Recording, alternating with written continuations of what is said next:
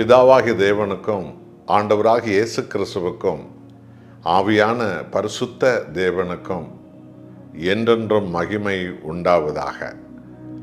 அன்பானவர்களே, இந்த மாதத்தின் கடைசி நாளில் தேவன் கிருபையாக நம்மை கொண்டு வந்து நிறுத்தியிருக்கிறார்.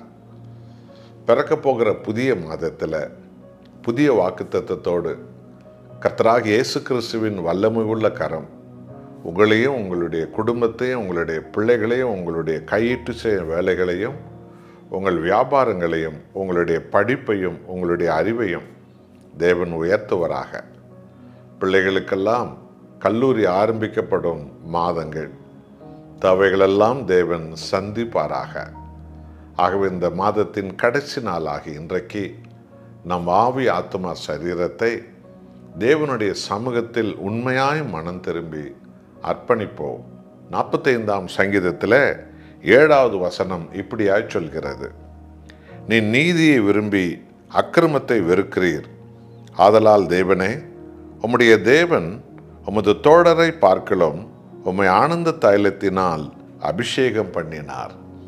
ஆண்டவராகிய இயேசு கிறிஸ்துவை குறித்து சொல்லும் ஒரு அற்புதமான தீர்க்க தரிசன சத்தியம் இது. அவர் நீதியை விரும்பினார், அக்கிரமத்தை வெறுக்கிற இரட்சகராக உலகில் வெளிப்பட்டார்.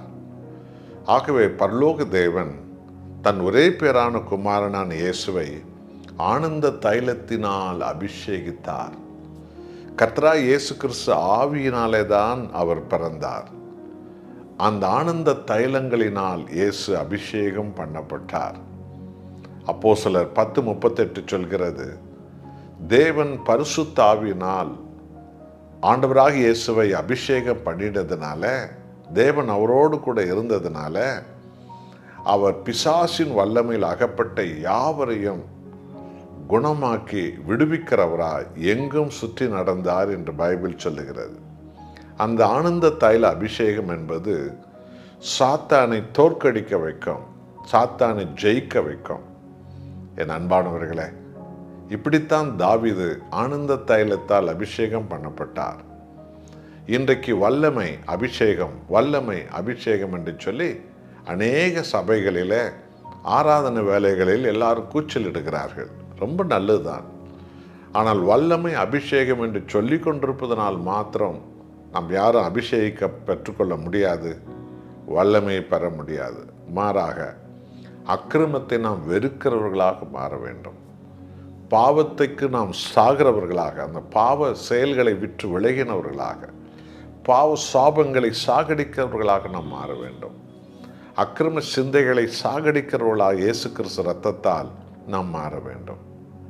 ஆம், ஆவியானுடைய ஆனந்த தைலமான அபிஷேகம் நம் மேலே இறங்கி வரும். அப்போஸ்தலர்களுக்கு ஆண்டவர் இயேசு, நீங்கள் எருசலேமில் காத்திருங்கள், நான் போய் பரிசுத்த ஆவி அனுப்புவேன் என்றார். எதற்கு காத்திருக்கணும்? அவங்க கடந்த காலத்தில் செய்த அநியாயங்கள், அவநம்பிக்கைகள், போலித்தனங்கள், பொய்த்தனங்கள், முரட்டாட்டங்கள், அவநம்பிக்கைகள், மாம்சீகங்கள், பெருமைகள், பொறாமைகள் எல்லாம் சாகடிக்க வேண்டும். அவைகளை விட்டு அவர்கள் மனம் திரும்ப வேண்டும். அப்பொழுது அந்த ஆனந்த தைலம், இயேசுவின் ஆவியானவர், பிதாவின் ஆவியான ஆனந்த தைலம் அப்போஸ்தலர் மேல் இறங்கி வந்தார். இதுதான் இந்த மாதத்தின் கடைசி நாளில் நீங்களும் நாமும் செய்ய வேண்டிய தீர்மானங்கள். புதிய காரியங்களை எதிர்பாருங்கள் தேவனிடத்தில், புதிய அற்புதங்களை எதிர்பாருங்கள் தேவனிடத்தில், புதிய அடையாளங்களை, புதிய ஆசீர்வாதங்களை, புதிய திருமண வாழ்க்கையை, புதிய தலைமுறைகளை எதிர்பாருங்கள், புதிய வீடு நிலங்களை எதிர்பாருங்கள், புதிய ஒரு எதிர்காலத்தினுடைய வழிகளை, திட்டங்களை எதிர்பாருங்கள், புதிய அபிஷேகத்தை எதிர்பாருங்கள் தேவனிடத்தில்.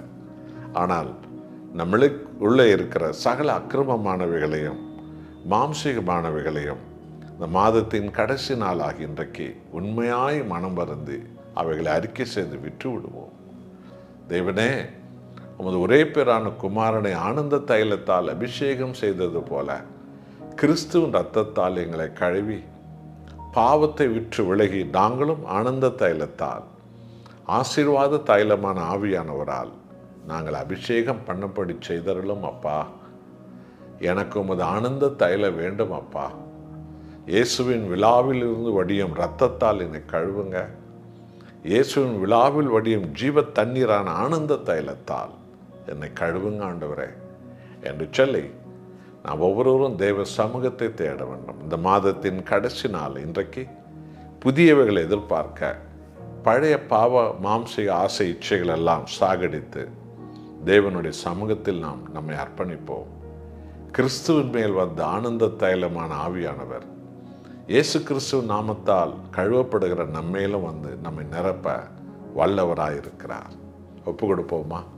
ஜெபிப்போம்.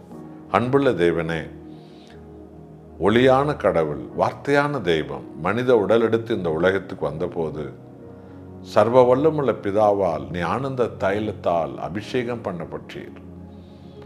உலகத்தின் பாவத்தை அழித்தீர். உலக சாத்தானின் அதிகாரங்களை அழித்தீர். கட்டப்பட்ட ஜனங்களை விடுவித்தீர்.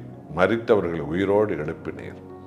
அந்த ஆனந்த தைலத்தை பெறுவதற்கு நாங்கள் எல்லோரும் பாவத்தையும் அக்கிரமத்தையும் வெறுக்க வேண்டும்.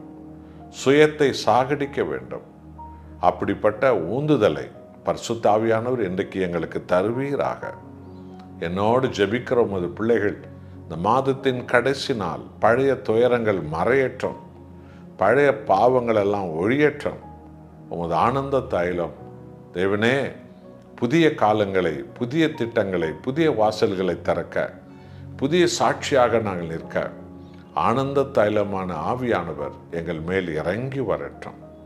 உம்மை என்றென்றும் மகிமைப்படுத்துகிறோம். இயேசு கிறிஸ்துவின் நாமத்தில் பிதாவே, ஆமென்.